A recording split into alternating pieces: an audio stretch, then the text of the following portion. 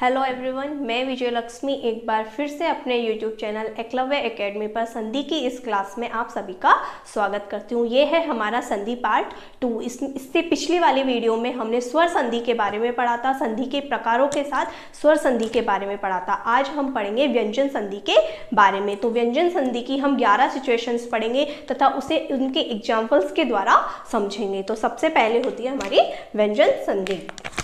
तो देखिए, व्यंजन संधि की अगर बात की जाए तो दो व्यंजनों के मेल से या एक व्यंजन और स्वर के मेल से जो विकार उत्पन्न होता है, जो परिवर्तन होता है, उसे ही व्यंजन संधि कहते हैं। जैसे फर्स्ट सिचुएशन, व्यंजन और व्यंजन।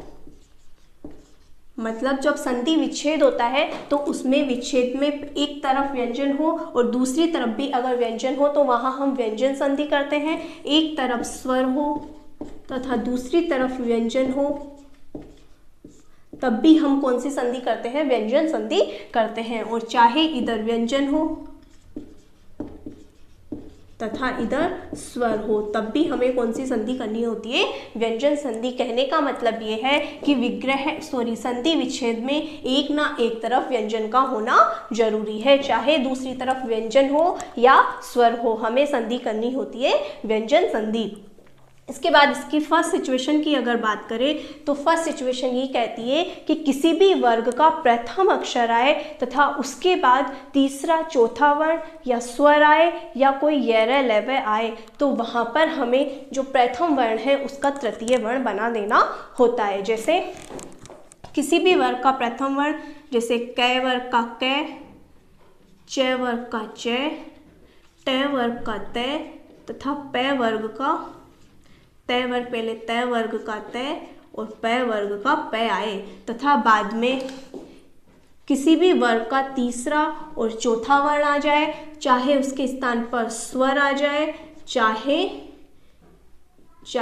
य, र, ल, व आए, तो हमें इनके स्थान पर जो प्लस के पहले होता है संधि विच्छेद में, उसमें उसके प्रथम वर्ण के स्थान पर तीसरा वर्ण कर देना होता है। कौन सा वर्ण? तीसरा वर्ण। जैसे क के स्थान पर क का तीसरा वर्ण होता है क, ख, ग, तो हमें यहाँ करना होता है ग। च के स्थान पर हमें च, छ, ज, इस तरह से तीसरा करना होता है। ट के स्थान पर ट, ठ, ड, त के स्थान पर त, थ, द, प के स्थान पर प, फ, ब कर देना होता है। इस तरह हमें पहले वर्ण के बाद तीसरा चौथा वर्ण आए या स्वर आए या यरह लवह आए तो हमें उस प्रथम वर्ण के स्थान पर तीसरा वर्ण कर देना होता है। अब हम इसे एक उदाहरण से समझे तो वाक, धन, ईश। तो इधर प्लस के पहले ये संधि विच्छेद है। संधि विच्छेद में इधर सबसे पहले है क्या?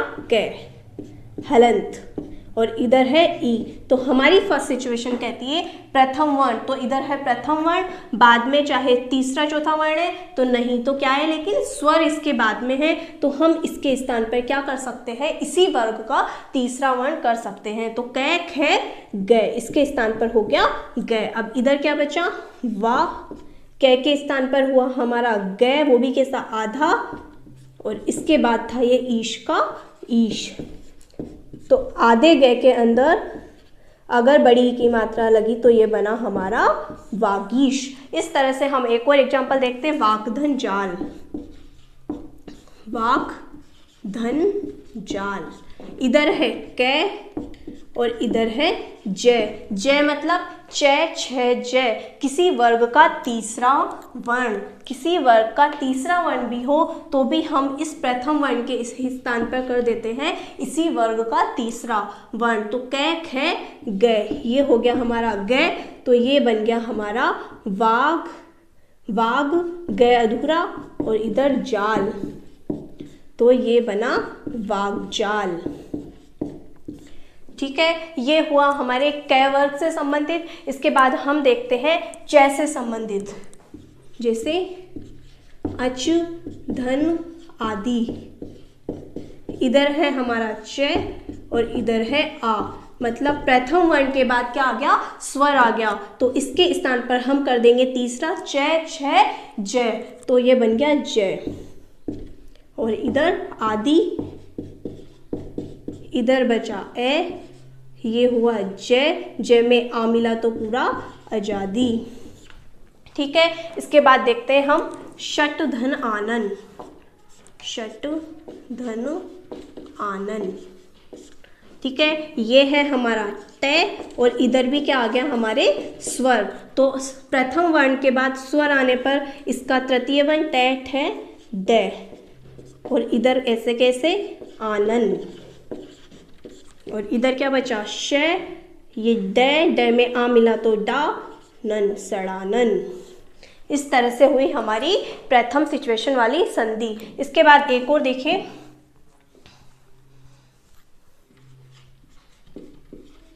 आप धन जय, ये है हमारा पै, और इसके बाद कौन सा च छ जय, तीसरा वर्ण आ गया, तो इस जगह भी कर देंगे हम तीसरा पै फै बै, तो आप जय। इस तरह से हुई हमारी फर्स्ट सिचुएशन। अब हम सेकंड सिचुएशन देखते हैं।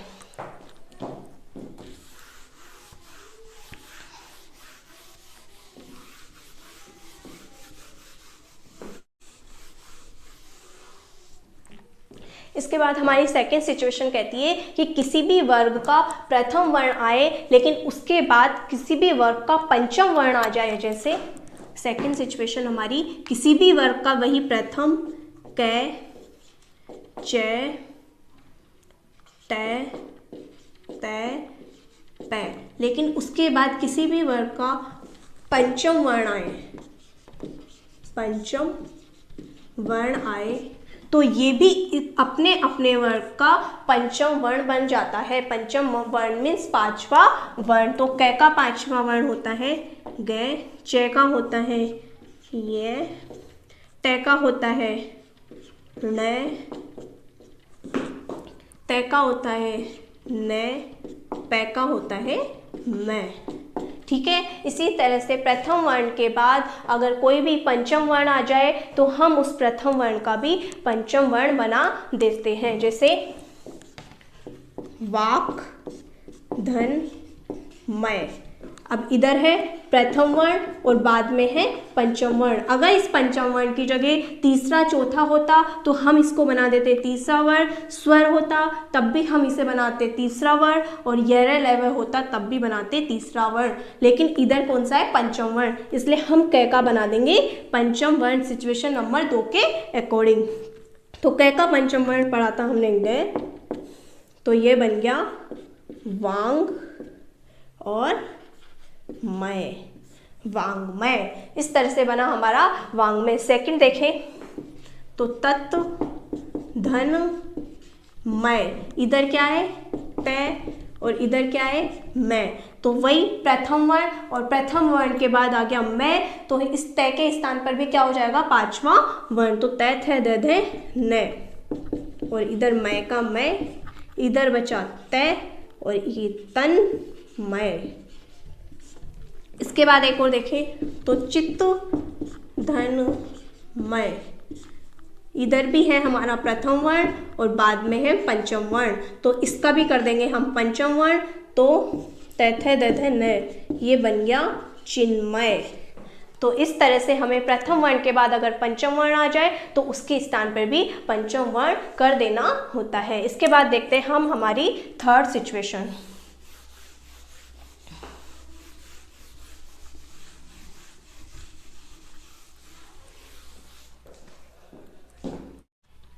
इसके बाद आती है हमारी थर्ड सिचुएशन।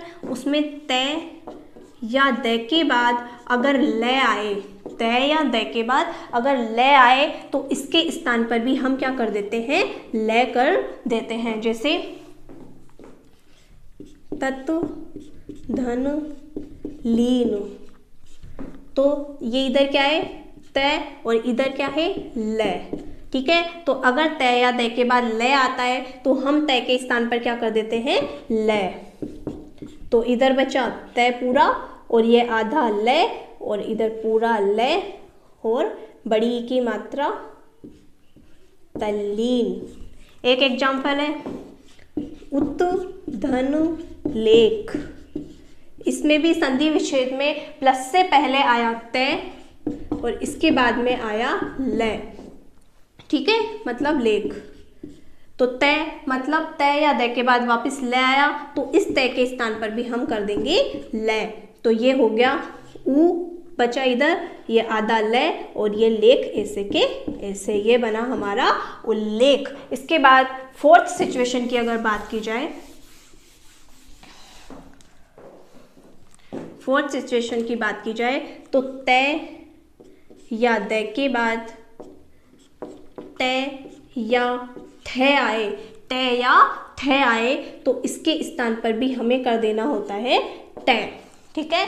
तय या दय के बाद लय आए तो यहाँ भी कर दिया लय, और तय या दय के बाद तय या थ आए तो भी हम इस जगह कर देते हैं तय। किसके स्थान पर? तय या दय के स्थान पर। जैसे तत् धन टीका, तो इधर प्लस के पहले है तय और इधर है तय अर्थात टीका। तो तय के बाद लय आता तो लय करते हम इसके स्थान पर, लेकिन तय के बाद तय या ठ आया इसलिए तय के स्थान पर भी क्या करना है, हमें तय करना है। तो इधर बचा तय और ये है तय और इधर टीका, तो इन दोनों को मिला के बना तट्टिका, ठीक है। इसके बाद एक और अगर हम देखें, जैसे सत धन टीका, तो ये इधर तय और इधर टीका मतलब तय, तो तय के स्थान पर भी तय हो जाएगा, तो ये बन जाएगा सट्टिका। इस तरह से हुई हमारी सिचुएशन नंबर 4। अब इसके बाद हम देखते हैं सिचुएशन नंबर 5। इसके अंदर बताया है कि तय या दय के बाद, तय और ठ के बाद क्या आता है, ड और ढ। तो तय या दय के बाद ड या ढ आए तो हमें उसके स्थान पर ड कर देना होता है। फिफ्थ, तय या दय के बाद ड या ढ आए तो इसके स्थान पर भी क्या करना है, ड कर देना है, ठीक है। मतलब बात इतनी है कि तय या दय के बाद अगर पहला और दूसरा वर्ण आता है तो उसे पहला वर्ण कर देते हैं, और तय या दय के बाद तीसरा या चौथा वर्ण आता है तो उसे तीसरा वर्ण कर देते हैं। जैसे उत धन डयन, तो ये है हमारा तय, तय के बाद क्या आया ड, ड मतलब तय ठ ड, तीसरा वर्ण आया तो तय के स्थान पर भी क्या कर देंगे हम, ड मतलब तीसरा वर्ण तय थ ड। तो इधर बचा हमारा उ और इधर ड प्लस डयन, तो ये बन गया हमारा उड्डयन, ठीक है।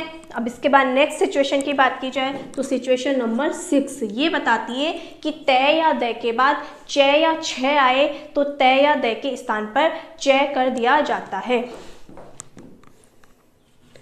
तय या दय के बाद च या छ आए तो तय या दय के स्थान पर भी क्या करना होता है, च कर देना होता है। जैसे उत प्लस चारण, उत प्लस चारण, तो इधर क्या है हमारे पास तय, इधर है च। तो सबसे पहले अगर तय या दय के बाद ल आता है तो हमें तय या दय को ल करना होता है। तय या दय के बाद अगर ट ठ आता है तो तय या दय के स्थान पर ट करना होता है। तय या दय के बाद ड ढ आता है तो तय या दय के स्थान पर ड करना होता है, तथा तय या दय के बाद च या छ आता है तो तय या दय के स्थान पर च करना होता है। तो तय या दय के बाद क्या आया, च आया, तो तय के स्थान पर भी हो जाएगा च। तो ये हुआ, इधर उ बचा और इधर आधा च और इधर चारण, ऐसे के ऐसे ये पूरा मिलके बना उच्चारण, ठीक है। तो इसके बाद नेक्स्ट अगर हम एग्जांपल देखें तो जैसे सत धन चरित्र, तो इधर है तय और इधर है च, ठीक है। तो च तय के बाद क्या है, च है तो तय भी किस में बदल जाएगा, च में, और इधर चरित्र, इधर है स यादा च चरित्र, सच्चरित्र, तो इस तरह से होती है हमारी सिचुएशन नंबर 6। अब सिचुएशन नंबर 7 हमें बताती है कि तय या दय के बाद जय छ हो गया तो जय झ आए, तय या दय के बाद जय या झ आए तो तय या दय के स्थान पर भी जय हो जाता है। तय या दय के बाद जय या झ आए तो इसके स्थान पर भी क्या हो जाता है, जय हो जाता है।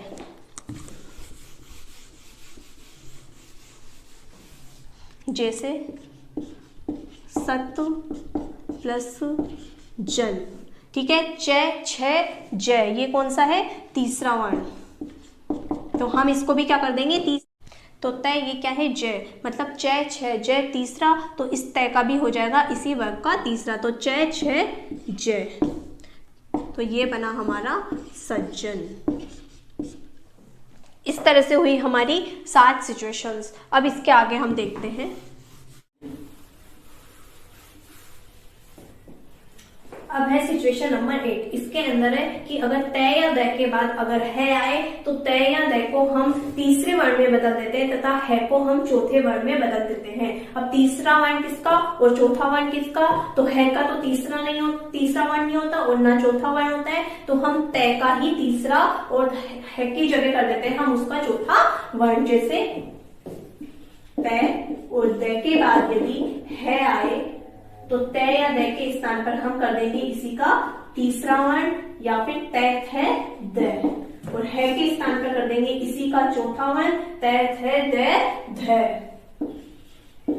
या फिर चौथा वर्ण कर देते हैं। जैसे उत धन हार, तो ये है इधर हमारे तय और ये है इधर है, तो तय के स्थान पर तीसरा तय के बाद तय या दय के बाद अगर है आए तो तय या दय के स्थान पर हमें तीसरा मतलब तय है दय करना होता है, और है के स्थान पर चौथा मतलब धय करना होता है। ये हुआ धार, इधर बचा उ दय प्लस धार, ये बन गया हमारा उद्धार। ठीक है, अब इसके बाद एक और लिखे हम, तो उत प्लस हरण, तो इधर है हमारे पास तय और इधर है।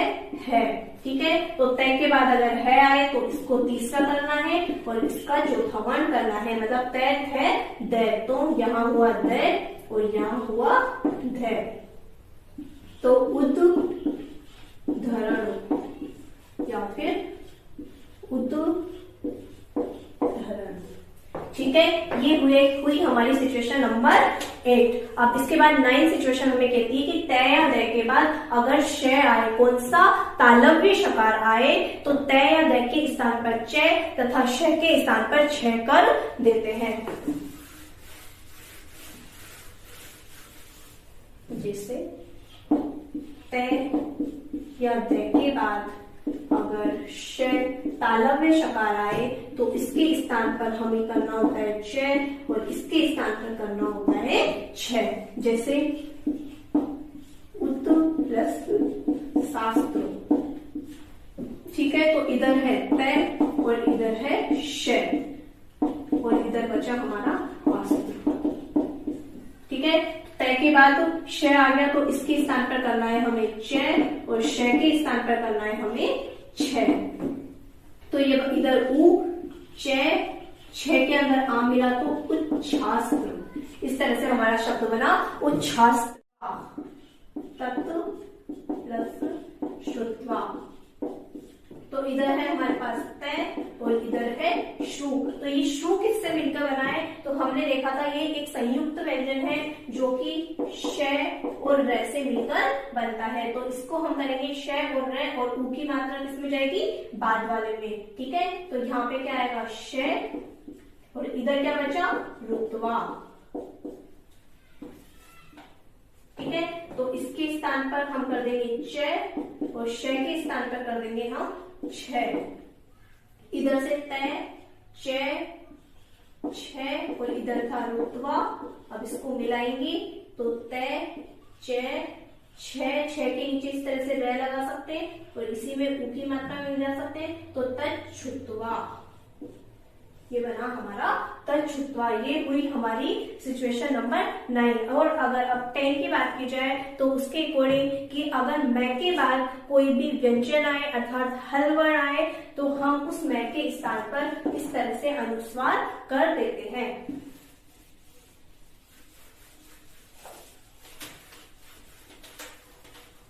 जैसे सिचुएशन नंबर 10 कि अगर मैं के बाद कोई भी हल वर्ण, हल का मतलब होता है व्यंजन, कोई भी स्पर्शी व्यंजन या अंतिस्थ व्यंजन या फिर ऊष्म व्यंजन आए तो उसमें मैं के स्थान पर हमें क्या करना होता है, अनुस्वार कर देना होता है। ठीक है, जैसे अगर हम इसका एग्जांपल देखें तो सम धन कल्प, तो ये क्या है मैं और इधर क्या है कल्प, मतलब कै क्या है कोई व्यंजन है तो हम इस मैं के स्थान पर क्या कर देंगे अनुस्वार, तो ये संकल्प बन जाएगा। क्या बन जाएगा, संकल्प बन जाएगा। और कै क्या है, एक स्पर्शी व्यंजन है। अगर हम लोग अंतिस्थ व्यंजन को लेकर चले तो जैसे सम धन योग, इधर है हमारे पास मैं और इधर है ये, ठीक है, मतलब योग, तो मैं का कर देंगे हम अनुस्वार, तो बन जाएगा ये संयोग।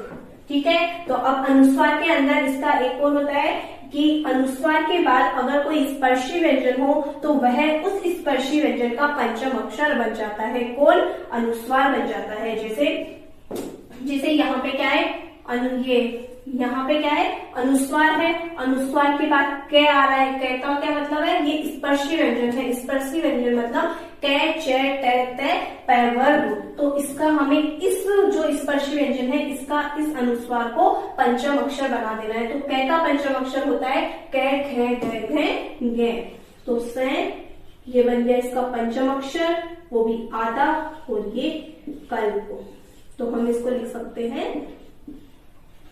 संकल्प, इस तरह से। अब इसमें यहाँ पे अनुस्वार है लेकिन अनुस्वार के बाद क्या है ये, तो ये स्पर्शी व्यंजन नहीं है, ये अंतिस्थ व्यंजन है। और ये जो नियम है ये सिर्फ स्पर्शी व्यंजन के लिए ही होता है। क्यों, क्योंकि ये का कोई पंचम अक्षर होता ही नहीं है, ओनली कै च टे तै पै इन्हीं के ही पंचम अक्षर होते हैं, तभी हम इस अनुस्वार को उस पंचम वर्ण में बदलते हैं। इसके बाद अगर लास्ट सिचुएशन देखी जाए तो ई या ऊ के बाद अगर कोई इस तरह से दंतीय सकार आए तो इस दंतीय सकार को मूर्धन्य सकार में बदल दिया जाता है। जैसे अभी धन शेख, इधर क्या है ई और इधर है क्या दंतीय सकार मतलब श, ठीक है, तो इस स के स्थान पर कर देंगे हम इस तरह से मूर्धन्य सकार, तो इधर अभी का अभी, दंत्य सकार की जगह लिखनी है मूर्धन्य सकार, तो ये बन गया हमारा अभिषेक। ठीक है, इस तरह से हुई हमारी व्यंजन संधि। तो हम एक बार वापस इसे देखते हैं कि कै प्रथम वर्ण के बाद अगर तीसरा चौथा स्वर य लव आ जाए तो इसके स्थान पर हमें क्या करना है, तीसरा वर्ण कर देना है। और अगर प्रथम वर्ण के बाद पंचम वर्ण आए तो प्रथम वर्ण के स्थान पर भी क्या कर देना है, पंचम वर्ण कर देना है। तथा तय या द के बाद अगर ल आए तो तय या द के स्थान पर ल करना है।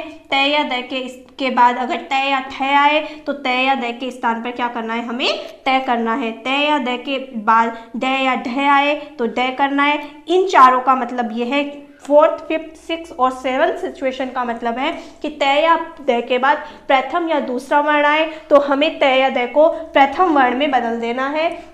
तथा तय या द के बाद तीसरा या चौथा वर्ण आए तो तय या द को हमें तीसरे वर्ण में बदल देना है। मतलब तय या द को प्रथम वर्ण में और तीसरे वर्ण में बदलना होता है। लेकिन ल आए तो हमें किस में बदलना होता है, ल में। लेकिन और तय या द के बाद है आए तो तय या द को द में और है को ध में बदल देते हैं। तथा तय या द के बाद श आए तो तय या द को च में और श को छ में बदलना होता है। तो ये हुई हमारी तय वाली सिचुएशन। इसके बाद दो है, मैं के बाद अगर कोई व्यंजन आए तो मैं को अनुस्वार बनाना होता है, और मैं के बाद अगर स्पर्शी व्यंजन हो तो उस अनुस्वार को उस स्पर्शी व्यंजन का पंचम अक्षर कर देते हैं।